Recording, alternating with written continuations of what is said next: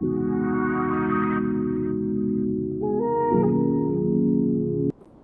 as we did that day in the lecture, and we begin with the introduction of the subject matter that is geography कि हमने start यहाँ से करा था कि हम जो subject पढ़ रहे हैं उसके बारे में हमें knowledge होनी चाहिए and therefore हमने ये देखा था कि geography का meaning क्या होता है.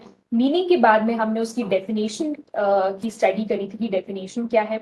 After that we also saw कि ये टर्म जो है ज्योग्राफी, ये टर्म किसने कॉइन करा था, राइट. देन वी सॉ कि इसके फादर कौन है, ज्योग्राफी के फादर कौन थे. देन हमने we are just recalling again what all we did in the last lecture, what all we have covered, the topics that we have covered in the last lecture, right. Then हमने ये देखा था कि introduction में India जो है वो एक ओल्डेस्ट सिविलाइजेशन रहा. उसने मल्टी डायमेंशनल प्रोग्रेस अटेन करी स्लोली एंड ग्रेजुअली. किस तरीके से उसने हर सेक्टर ऑफ द इकोनॉमी में ग्रोथ देखने को मिली है ना. Then we also understood with this globe, हम इस पूरे मैप की स्टडी से हमने ये समझा था कि northern hemisphere, southern hemisphere, western hemisphere, eastern hemisphere. I hope that you are able to recall. आपको ये सब चीजें याद आ रही हैं. अगर आपने वीडियो ध्यान से देखा है और लेक्चर को अगर आपने बहुत अच्छे से समझा है, सुना है, so you will be able to understand these things very well. फिर हमने ये मैप की स्टडी करी थी जहां पर हमने इंडिया की लोकेशन देखी कि सब कॉन्टिनेंट जो है, ये जो पेनिनसुला है, कौन कौन सी वाटर बॉडीज को ये सराउंड करता है. साउथ वेस्ट में आपकी अरेबियन सी है, साउथ ईस्ट में बे ऑफ बंगाल है, right. Then we have south में आपकी इंडियन ओशन आता है ना. Also we saw the islands. Arabian Sea में कौन से आइलैंड्स आते हैं? Lakshadweep islands. Bay of Bengal में Andaman and Nicobar islands, right. फिर हमने यहाँ पर इन पॉइंटर्स के थ्रू पूरी लोकेशन कवर कर लिया था. I hope you can recall each and every point. Then with this diagram, I think it was very helpful for you to understand कि हमारे नॉर्थ में आप अपने हैंड के मूवमेंट से भी समझ सकते हैं. याद करने की कोशिश करें कि नॉर्थ में आपके क्या है, साउथ में आपके क्या आता है, साउथ वेस्ट में क्या है, साउथ ईस्ट में आपके क्या आ रहे हैं, कौन कौन सी वाटर बॉडीज आती हैं. ठीक है, तो नॉर्थ में हमने देखा था कि आपकी यंग फोल्ड माउंटेन्स हैं. फिर हम साउथ में देखे हमने कि वाटर बॉडीज हैं, लाइक साउथ में हमारे पास में इंडियन ओशन था. देन इंडियन ओशन के जो वाटर बॉडी है वो बेसिकली दो पार्ट में डिवाइड हो जाती है. And as you can see, एक साउथ वेस्ट हो जाता है और एक साउथ ईस्ट हो जाता है. साउथ वेस्ट में आपके पास में अरेबियन सी है और साउथ ईस्ट में आपके पास में क्या आ रहा है? बे ऑफ बंगाल आ रहा है. ठीक है, साउथ वेस्ट में कौन सा ग्रुप ऑफ आइलैंड्स है? Lakshadweep island. Bay of Bengal में कौन से आइलैंड्स हैं? Andaman and Nicobar island.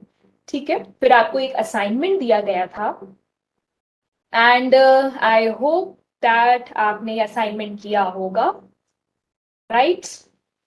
And आपने कोशिश करी होगी पॉलिटिकल मैप पर इंडिया के इन स्टेट्स को मार्क करने की.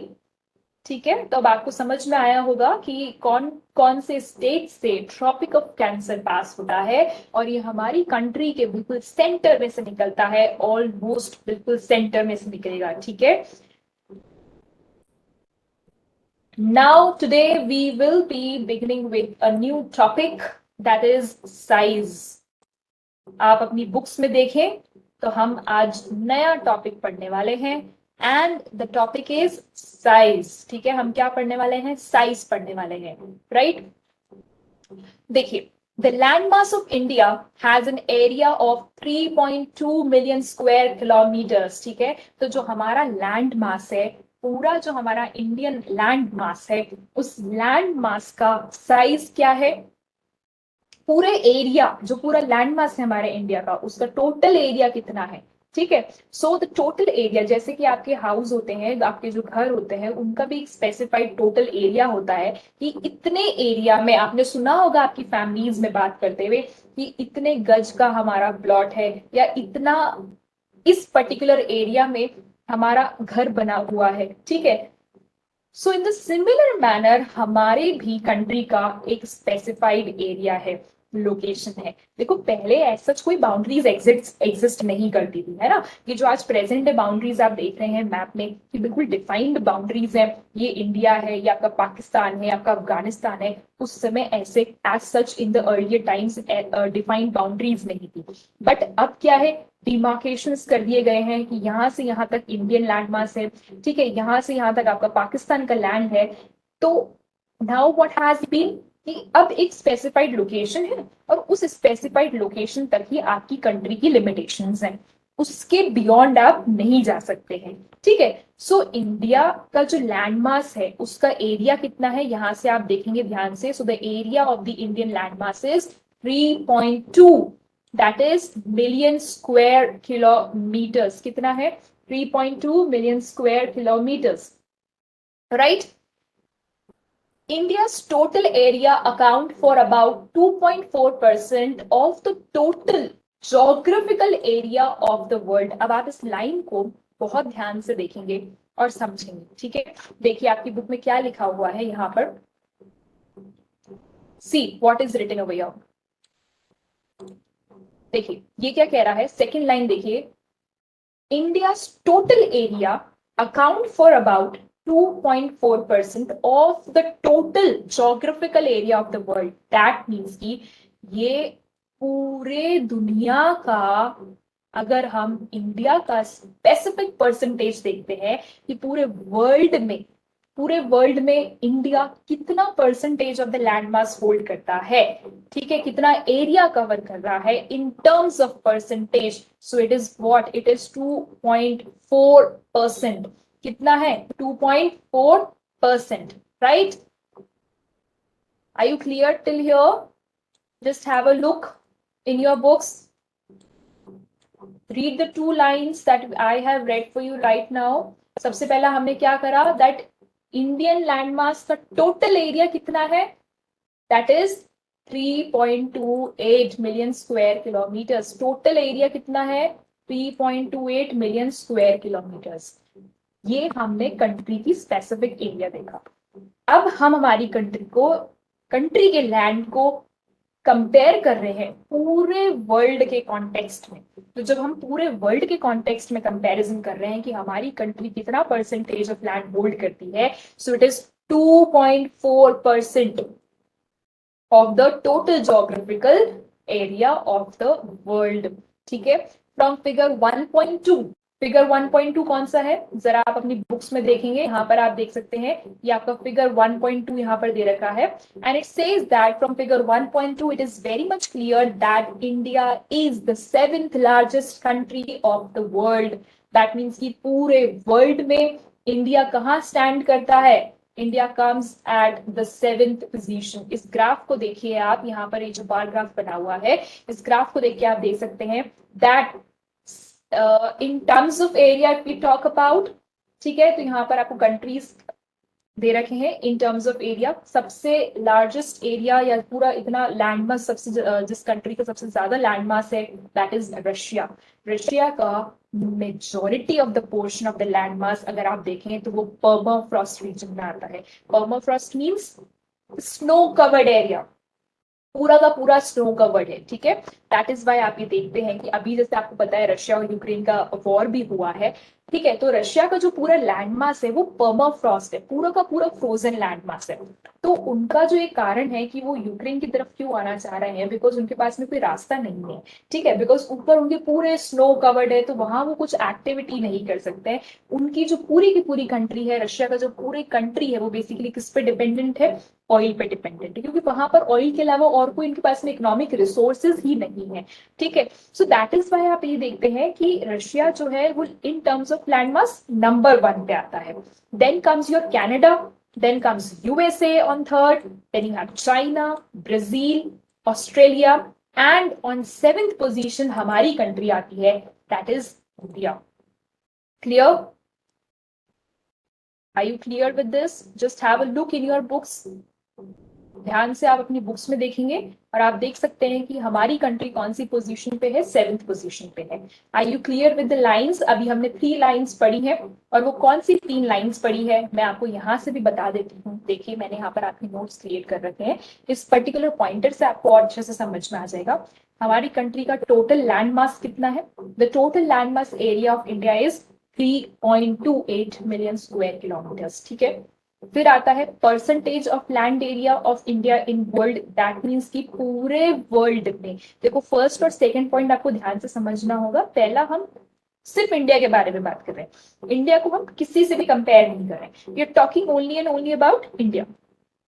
कितना एरिया है in terms of million square kilometers? It is 3.28 million square.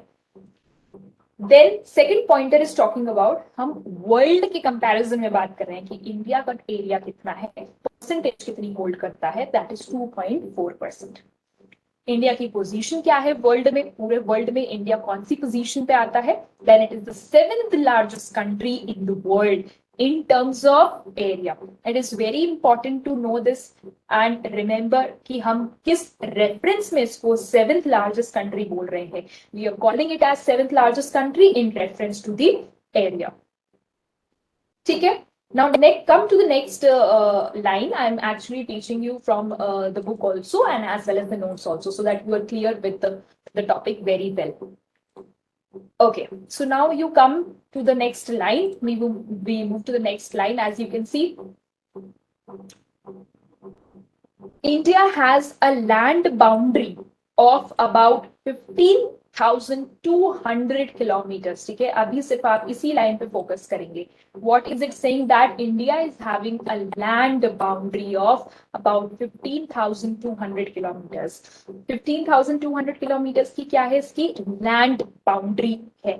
That means कि अगर हम मैप देखते हैं, आप देखिए कि आपकी बुक में आपको यहाँ पर मैप दे रखा है. As you can see over here, can you see the map in your books? देखिए आप मैप, ठीक है, ये आपको मैप दिख रहा होगा आपकी बुक में, right? We are talking about this particular map. तो इस मैप में अगर आप ध्यान से देखें तो आप ये देख सकते हैं कि इंडिया की जो पूरी की पूरी लैंड बाउंड्री है, this whole land boundary, this is your Bangladesh, ठीक है, this whole land boundary of your country, ये कितना किलोमीटर्स कवर करती है? ठीक है, तो कितना किलोमीटर्स कवर करेगी? फिर आप आगे अपनी बुक में देखेंगे यहाँ पर क्या लिखा है. अभी अभी हमने देखा 15,200 किलोमीटर्स, ठीक है. How much is it written? That is 15,200 kilometers. Clear? I hope that I am making sense to you. You are able to understand. ये जो पूरा का पूरा इसका लैंड बाउंड्री है वो कितना है? 15,200 kilometers, right? Okay. So अभी तक हमने 3 lines cover करी है. 3 important lines that we have covered over here. क्या क्या 3 important lines cover करी? That सबसे पहला एरिया कितना है, फिर in terms of the world कितनी परसेंटेज ऑफ एरिया कवर करता है, and then we saw that कि इसकी लैंड बाउंड्री कितनी. ठीक है, अभी तक हमने ये कवर करा है. Now comes the next line. अब आप नेक्स्ट लाइन देखिए जरा ध्यान से. The next line says that the total length of the coast line of the mainland. देखो मैं आपको पार्ट्स में समझा रही हूं तो आप ध्यान से सुनेंगे. ये कह रहा है the total length of the coast line. Total length of the coast line का मीनिंग क्या होगा? देखिए अगर आप इस पर्टिकुलर मैप को देखते हैं तो इस मैप से आपको समझ में आ जाएगा. Total length of the coast line, सिर्फ अभी हमने इतना ही लाइन रीड करा है. तो कोस्ट लाइन क्या होगी? कोस्ट लाइन देखिए ऊपर तो हो नहीं सकती है, जहां वाटर बॉडी होगी वहीं आपकी कोस्ट लाइन होगी, right? So this is what, this is your basically coast line. ये क्या है? आपकी पूरी की पूरी, देखिए ये आपकी पूरी क्या होगी? कोस्ट लाइन होगी, बिकॉज ये कोस्टल एरियाज हैं. इसके पास में आप देख सकते हैं कि वाटर बॉडी में ये क्या है? ये इंडियन लैंडमास की कोस्ट लाइन है, राइट? अब हम आगे नेक्स्ट लाइन रीड करेंगे. So the total length of the coast line of the main land. इसने क्या बोला? मेन लैंड बोला. मेन लैंड का मीनिंग हो गया कि ये पूरा का पूरा आपका mainland, this is what, this is your mainland. आपको पता है कि जब हम लोकेशन की स्टडी कर रहे थे तो हमने कुछ आइलैंड्स की भी स्टडी करी थी, कुछ आइलैंड्स भी देखे। कौन से आइलैंड थे? एक आपका यहाँ लक्षद्वीप है और एक आपका अंडमान निकोबार आइलैंड है, ठीक है। देखिए, लेकिन यहाँ पर हम कह रहे हैं coast line of the mainland. तो अभी मैंने आपको ये बोला कि कोस्ट लाइन ऊपर नहीं हो सकती है बिकॉज ऊपर वाटर बॉडी नहीं है, ठीक है। ये आपका पूरा मेन लैंड है ना। इस मेन लैंड की कोस्ट लाइन कहाँ होगी? जहां वाटर बॉडी होगी। दैट मीन्स कि ये जो मैंने पर्पल से मार्क करा है, पर्पल कलर से, this is the coast line of the main land. यहां तक आपको ये वर्ड समझ में आया? आगे देखिए अभी क्या कह रहा है। It is including, it is saying including Andaman and Nicobar and the Lakshadweep is, कितना है, कितना दे रखा है? रीड करिए, read it. That is 7,516.6 kilometers, right? So that means कि आपकी coast line including the two islands total कितना अकाउंट करती है? ठीक है, coast line including the two island nations, say this is your coastline, ये पूरी की पूरी आपकी coastline हो गई। Along with this coastline, we are including the Lakshadweep also and Andaman and Nicobar also. इनको मिलाकर के टोटल कितना किलोमीटर्स हो रहा है? So that is your 7,516.6 kilometre, right? यहां तक आपको क्लियर हुआ? हमने पहला पढ़ा India has a land boundary of about 15,200 kilometres. तो जो हमने 15,200 किलोमीटर्स पढ़ा, this 15,200 kilometres doesn't include your Andaman and Nicobar and Lakshadweep Islands, ठीक है। बेसिकली ये जो लैंड बाउंड्री है ये सिर्फ आपके मेन लैंड की बाउंड्री है, ठीक है। मेन लैंड की बाउंड्री के बारे में बात कर रहे हैं जिसमें आपका पूरा साउथ से लेकर के ऊपर नॉर्थ वाली बॉर्डर भी कवर हो रही है ना। इसमें हमने आइलैंड्स को इंक्लूड नहीं किया है। लेकिन जब हम नेक्स्ट यहाँ ये बात कर रहे हैं 7,516.6 किलोमीटर्स, तो ये जो पूरा आपका टोटल किलोमीटर्स है, this is actually the coast line of the mainland, ठीक है। मेनलैंड की coast line plus the two islands, ठीक है, plus the two islands. Say for example, I can explain, telling you over here. See, listen to it very carefully. That is 15,200 kilometers. I know it is a little confusing. एक बार में समझ में नहीं आता है, तो ये लाइन आपको समझना बहुत जरूरी है। 15,200 किलोमीटर्स ये आपकी पूरी मेन लैंड की बाउंड्री है ना। That is India is having a land boundary of about this much. ये आपके पूरे मेन लैंड को कवर कर रहा है। This is the main land boundary of India, ये पूरे मेन लैंड बाउंड्री। वही जहां पर आपको यहां पर दे रखा है 7,516.6 kilometres. So this is what, ये क्या है? ये देखो, ये है मेनलैंड, ठीक है। मेनलैंड के साथ साथ में क्या है? Plus the including island groups, island groups को भी इसमें इंक्लूड करा है। Now you will be able to understand more better, I think. अब आपको समझ में आ गया होगा, ठीक है, राइट। ये 7,516.6 किलोमीटर्स क्या है? आपकी कोस्ट लाइन, मेनलैंड की जो कोस्ट लाइन है, coast line of the mainland, ठीक है, coast line of mainland plus the two island groups, ठीक है। Okay, so now we move further. देखिए अब नेक्स्ट लाइन क्या कह रही है, और मैं एक बार आपको नोट्स भी दिखा देती हूँ। यहाँ देखिए, ये मैंने आपको स्टेटमेंट्स में कन्वर्ट करके यहाँ दे रखा है, पॉइंटर्स बना रखे हैं। So we did this, that total length of the coastline of the mainland, including Andaman and Nicobar, is 7,516.6, and the land boundary is 15,200 kilometers. देखिए, जब आप इसको बार बार पढ़ेंगे तो ये आपको आराम से याद हो जाएगा, ठीक है। अब हम नेक्स्ट लाइन पे चलते हैं। See, the next line says that India is bounded by the Yangfold Mountains in the northwest, north and northeast. ये मैंने आपको पहले ही बता दिया, ठीक है। मैंने आपको जो डायग्राम दिखाया था उस डायग्राम में मैंने आपको बताया था कि नॉर्थ में नॉर्थ वेस्ट में और नॉर्थ ईस्ट में अगर आप देखेंगे तो इंडिया जो है वो बेसिकली यहाँ पर किससे बाउंडेड है, यहाँ पर माउंटेन रेंजेस हैं। ठीक है, यहाँ पूरे में माउंटेन रेंजेस है, इधर भी माउंटेन्स हैं आपके, यहाँ पर आपकी हिंदू कुश माउंटेन रेंज आती है, ये पूरी आपकी हिमालयन माउंटेन रेंज है। ठीक है, सो इंडिया अगर हम देखें तो नॉर्थ, नॉर्थ वेस्ट और नॉर्थ ईस्ट है ना, तीन डायरेक्शन हो गए, north, north west and north east. तीनों तरफ ही आप देखते हैं कि किससे बाउंडेड है, यंग फोल्ड माउंटेन्स से ये बाउंडेड है। ठीक है, किससे बाउंडेड है ये, यंग फोल्ड माउंटेन से। Let me clear this, I hope that I am making sense to you. You are able to understand. ठीक है, नेक्स्ट आप देखिए लाइन क्या कह रहा है, just have a look into your books. In the northwest, north and northeast bounded by Youngfold Mountains. अगर आपको याद हो तो प्रीवियस लेक्चर में मैंने आपको एक डायग्राम दिखाया था, उस डायग्राम में north, north west, north east में Youngfold Mountains हैं. South of about 22 degrees north latitude, it begins to taper and extends towards the Indian Ocean. Now, just read the line very carefully. What does it say? South of about 22 degrees. That means कि 22 degrees के south में जब हम move करते हैं, ठीक है, 22 degree north, ठीक है, दैट मीन्स कि सपोज करो ये आपका 22 डिग्रीज नॉर्थ हुआ, ठीक है, ये आपका 22 डिग्री नॉर्थ हुआ।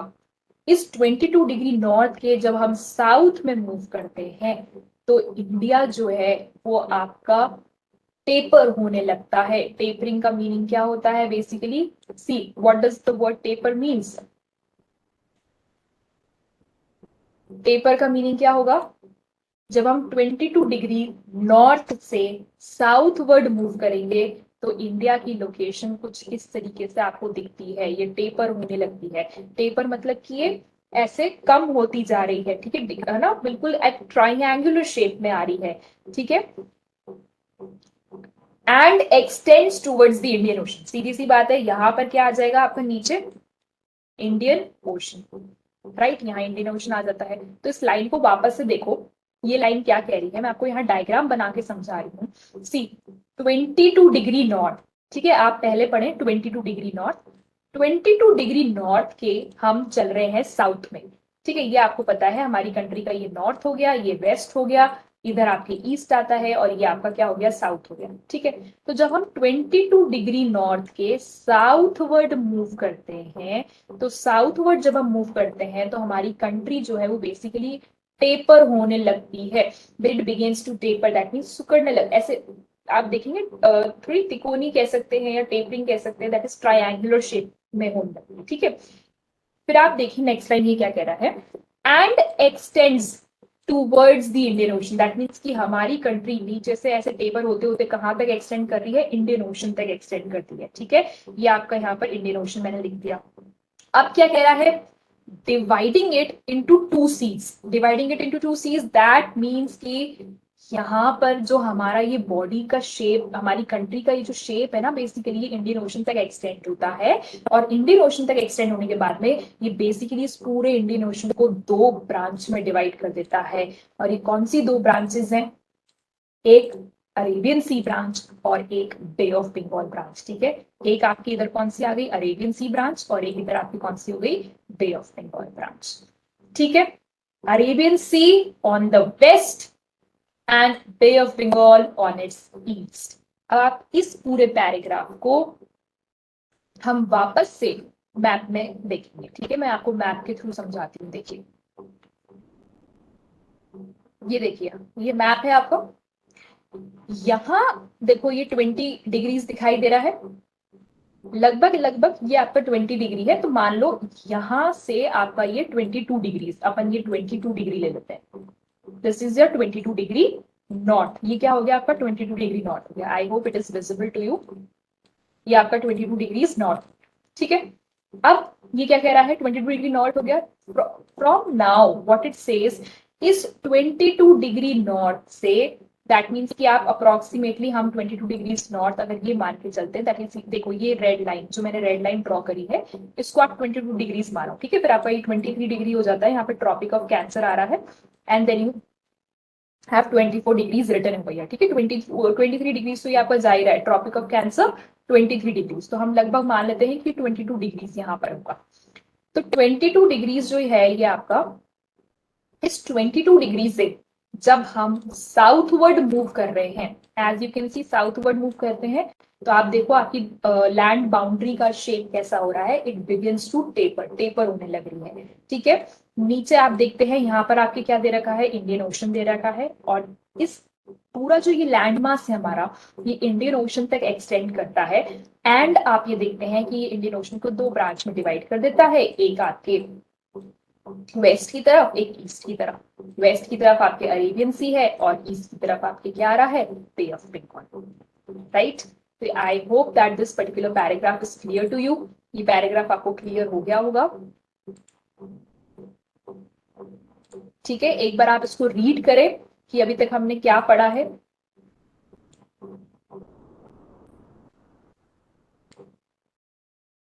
ठीक है, सो 22 डिग्रीज नॉर्थ से जैसे जैसे हम साउथवर्ड मूव करते हैं, वैसे वैसे क्या होता है, हमारा कंट्री का जो लैंड मास है वो टेपर होने लगता है, ठीक है। इंडियन ओशन तक एक्सटेंड हो रहा है, और इंडियन ओशन में एक्सटेंड होने के बाद में उसको दो पार्ट्स में डिवाइड कर देता है, एक अरेबियन सी और एक Bay of Bengal. Next we move further, देखिए। Okay, so now we will be talking about the next paragraph that we look here. Okay, so the next paragraph says, look at figure 1.3 and note that the latitudinal and the longitudinal extent of the mainland is 30 degrees. अब ये बहुत ही important concept है, ठीक है, बहुत important concept है, यहाँ पे समझना आपको ये जरूरी है। देखो आपको पता है लैटिट्यूड्स क्या होते हैं और लॉन्गिट्यूड क्या होते हैं। Now I think you will be very much clear because मैंने आपको काफी अच्छे से लैटिट्यूड एंड लॉन्गिट्यूड का कॉन्सेप्ट समझाया है, ठीक है। अब देखो हमारी जो कंट्री है उसका एक्सटेंशन हमने पढ़ा था, ठीक है। वापस से मैं आपको एक बार बता देती हूँ। देखो हमारी कंट्री का एक्सटेंशन क्या है, अगर आप नॉर्थ साउथ एक्सटेंशन देखते हैं तो हमारी कंट्री का जो नॉर्थ साउथ एक्सटेंशन है वो क्या है, 3214 किलोमीटर, ठीक है। So the north south extension of our country is 3214 kilometres, ठीक है। नॉर्थ साउथ एक्सटेंशन कितना है, 3214 किलोमीटर है। और अगर हम देखते हैं वेस्ट टू ईस्ट एक्सटेंशन, तो आप अपनी अपनी बुक्स में देखें, इस मैप में आपको एक्सटेंशन भी लिखा हुआ है, ठीक है। एक्सटेंशन लिखा हुआ है basically, that is the west to east extension is 2933 kilometers, ठीक है। कितना है, 2933 किलोमीटर्स है। और नॉर्थ साउथ एक्सटेंशन अगर आप देखते हैं तो वो कितना दे रखा है, 3214। आप यहाँ सामने देख सकते हैं इसके अंदर, ठीक है। ये जो मैंने मैप खोल रखा है, it is very much clearly visible. So ये जो हमारी एक्सटेंट है, north south extent and the east west extent, ठीक है, इनके बीच का जो डिफरेंस है वो लगभग लगभग 30 डिग्रीज का है। आप इस लाइन को पहले समझें कि ये लाइन क्या कह रही है। Note that the latitudinal and the longitudinal extent of the mainland is about 30 degrees, about 30 degrees. That means कि हमारी extension कितनी है, north south extension कौन सी है, देखो ये 3214, this is your north south extension, and east west extension is 2933 kilometers. ये आपका west हो गया, ये आपका east हो गया, है ना। एंड नॉर्थ इज योर यहाँ से शुरू होता है और नीचे तक जा रहा है। सो दिस इज योर 3214 एंड 2933। तो लगभग लगभग जो आपका एक्सटेंशन है नॉर्थ साउथ और वेस्ट ईस्ट, इसके बीच में जो डिफरेंस है वो 30 डिग्रीज का है। ये लाइन आपको ये बोल रही है। अब ये 30 डिग्रीज कैसे बता रहे हैं ये आपको जानना जरूरी है, ठीक है। नेक्स्ट लाइन आप पढ़ते हैं, उसके बाद में आपको मैं कॉन्सेप्ट समझाऊंगी। देखो, despite this particular fact the east west extent appears to be smaller than the north south extent. अगर आप मैप को देखें ध्यान से तो आप ये देख सकते हैं कि आपका नॉर्थ साउथ एक्सटेंट और west to east extent compare करें, लाइन आपको ये बोल रही है कि लगभग लगभग दोनों में डिफरेंस 30 डिग्रीज का है, ठीक है। उसके बावजूद भी अगर आप देखें तो वेस्ट टू ईस्ट की जो एक्सटेंट है वो आपको कंपैरेटिवली स्मॉलर दिखाई देती है as compare to the north south extent. ठीक है। सो नॉर्थ साउथ एक्सटेंट से अगर आप कंपेयर करेंगे तो वेस्ट टू ईस्ट एक्सटेंट आपको छोटी दिखाई देती है, डिस्पाइट द फैक्ट कि दोनों में डिफरेंस लगभग बराबर ही है। ठीक है। नॉर्थ से साउथ जो एक्सटेंड जा रही है, जो उसमें लैटिट्यूड आ रहे हैं, उसका डिफरेंस अगर आप निकालेंगे तो लगभग 30 डिग्री का आता है। वेस्ट टू ईस्ट जितने भी लॉन्गिट्यूड्स हैं उनमें अगर हम डिफरेंस निकालते हैं तो वो भी लगभग 30 डिग्री आता है। उसके बावजूद भी आप ये देखते हैं कि ये छोटा दिखाई देगा आपको वेस्ट टू ईस्ट एक्सटेंड। ऐसा क्यों है? तो इसका एक रीजन है। ठीक है। तो क्या आप तैयार हैं वो रीजन समझने के लिए? So let's see the reason. देखो, रीजन ये है, अब आप बहुत ध्यान से यहां समझेंगे एक बात को। हमने लैटिट्यूड और लॉन्गिट्यूड पढ़े थे latitude and longitude. You can recall these diagrams, आप ये डायग्राम्स रिकॉल कर सकते हैं। देखिए, है ना, यहाँ पर हमने पढ़ा था लैटिट्यूड एंड लॉन्गिट्यूड। ठीक है। ये देखिए, ये हमने डायग्राम्स की स्टडी करी थी लैटिट्यूड एंड लॉन्गिट्यूड की। यहां से मैं आपको एक कॉन्सेप्ट बताने जा रही हूँ, ध्यान से सुनेंगे।